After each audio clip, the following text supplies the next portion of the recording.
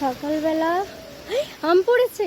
আমি আর আমার বর বেরিয়েছি একটু পরিদর্শন করতে। জানি প্রচুর ঝড় হয়েছে সুন্দরবনের ওদিকে, এখানে তো প্রচুর হয়েছে, কিন্তু সত্যি ঝড় হলে সত্যি অনেক মানুষের ক্ষতি, এটা মানতেই হয়। বৃষ্টিটা হলে ঠিক ছিল, ঝড়টা না অত্যাধিক অত্যাধিক। এই একটা আম পড়েছে কুড়াও।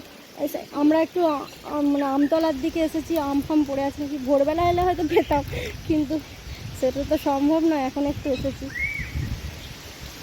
দেখাচ্ছি কি অবস্থা। এবছর আম অনেক কম হয়েছে, আগের বছর প্রচুর আম হয়েছিল। এই যে এখানে একটা আম পড়ে আছে, আগের বছরে যে আমটা হয়েছিল সেই আমটা যদি হতো না, পুরো মানে লুটে আম পড়ে থাকতো।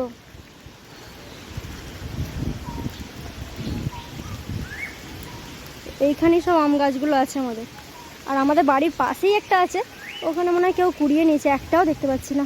ওই আমটা খুব খেতে ভালো। ওটা হিমসাগর ছিল না? বৃষ্টিও পড়ছে, আমরা তো ভিজে ভিজে চলে এসেছি। আমার আবার ঠান্ডা লেগেছে, তাও চলে এসেছি।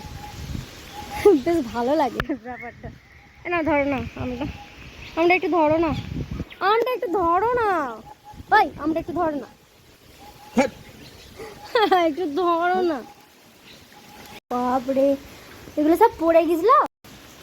সব পড়ে গেছে এগুলো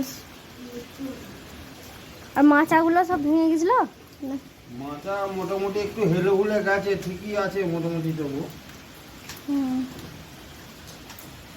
এখন কি জল দিই